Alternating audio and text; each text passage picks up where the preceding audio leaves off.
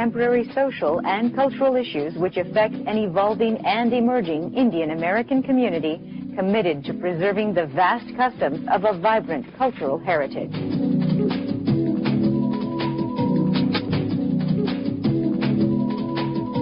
Welcome to Darshan America, folks. We come to you from Washington, D.C. My name is Ramesh. And I'm Aastha Verma. And welcome back. I hear you were in Japan. I was in Japan. This was a fabulous trip. I went to Tokyo, Kyoto, a nearby town called Nara, which very special town, and to Hiroshima as well, which I wanted to go to. You know, I became a U.S. citizen not too long ago, and somehow going to Hiroshima felt like the right thing to do, and I'm really glad I did it. But the trip, the best part of the trip was, I may have mentioned, my brother was up for a pretty big award, and he had been nominated. We had no expectation at all in my family that he would actually win the award, but surprise, he actually did win it. So he is the 2010 recipient of the Hibbs Award, which is awarded in the area of scoliosis research, which is his area. He's in residency. So this was a huge honor. As you might imagine, we were just ecstatic, and it made the trip just that much more special. And how was the trip? Yeah, the trip was fabulous, because the whole time I was there, I kept thinking about how the differences are implemented between countries, right? Japan is a very different country than India. When you get off the plane in India, you're just assaulted, if you will, by color, by noise, by sight, sound, smells.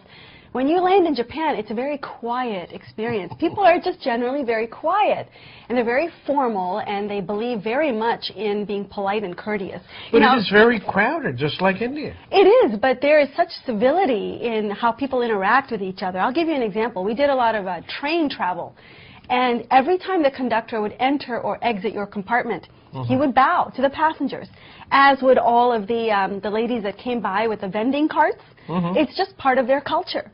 But my favorite memory is in the town of Nara. Nara, if you've not been to Japan, I highly recommend you go. There's a very interesting phenomena there in that they have deer. You know, like you go to a park, you'll see deer running around. They have very tame deer. They're almost like pets, dogs or cats. They'll come up to you and they'll want food. But the trick is, as you're feeding them these deer cakes that you can buy from a vendor, if you hold it above their heads, these deer will actually bow to you before taking the rice cake. It's the most amazing thing I have ever seen. I have videos of this because I just couldn't believe that they would have embraced this culture as well. But they're known for their bowing. I hear Japan is extremely expensive for an American to go visit. It is extremely expensive. I can validate that 100%. I think my expense rate there was just beyond anything I could have imagined, just, you know, day-to-day travel. But it makes you wonder how the people there live. They must be living reasonably good lives because everybody's dressed very stylishly. They eat wonderful food. Toyotas and Lexuses are everywhere on the streets. It's just a very neat, clean, tidy society. There's so much we can learn about just being very minimalist. Everything you can think about Zen and minimalist design, it was everywhere in practice. Even in the cities, the trees were all pruned to look like bonsais. It's just they are so conscious about their presentation and how they appear to the world. There was such national pride in everything Japan does. It's in the quality of their services. They're so service-oriented. They're proud of their country. And if India would learn to be proud of itself, I'm not saying that it's not. In many ways it is. But we have a long way to go in being able to treat our country in a way that's respectful. That's the one thing we could learn from a country like Japan, is how to be respectful to our own country, our own people, our own homeland, instead of some of the problems we suffer through, like infrastructure and trash collection. Some of the very simple things that I think India could learn and make leaps and bounds of progress from where it stands today. And it's doable. It is doable. It is doable. doable. Very doable. In fact, let's talk about India's Commonwealth Games. You know, they got ready for it kind of late.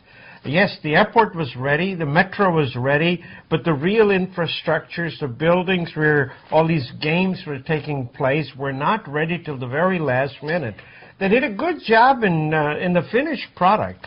The opening ceremonies were very Beautiful. nice, They looked, beautiful. Just amazing. Yes, but the going down, going down to the last minute just totally shattered the respect part of it. Well, I don't know. I mean, I think that might be a little bit harsh. I would say that, Shakespeare has said, all's well that ends well.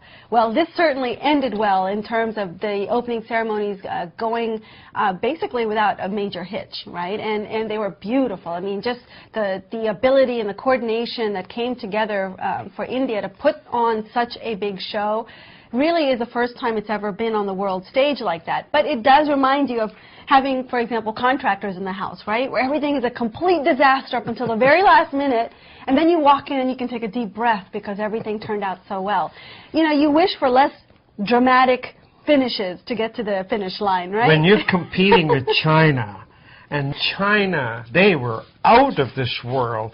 And going down, I mean, months and years before that, the news coverage was totally positive. Well, here, the news coverage was negative. It was a little until the very last day. Well, let's go back and remember a little bit, because there was a lot of concern before the opening ceremonies in Beijing whether or not Beijing would be ready, and there was a lot of pollution in the city that they were worried would not clear out in time for the opening ceremony.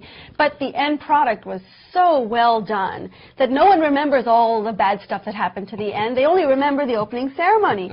So I'm optimistic that India's final impression on this, which was that it all came together and came out well, will erase all the other negative stuff leading up to the opening ceremony. I think it could have gone so much better than it did, but at the end of the day, this is the first time we've ever done anything like this. So maybe from here we can make more progress down the road. I do think India hurt its chances, though, for being able to get the bid to have the Olympics in New Delhi or in any other part of India. This should have been our stepping stone to that big event, and instead, I think the world is still holding its breath on whether or not we can pull something like that off. That said, I think the Washington Post really wasn't fair to India by saying that we couldn't match the high bar set by China's Olympics.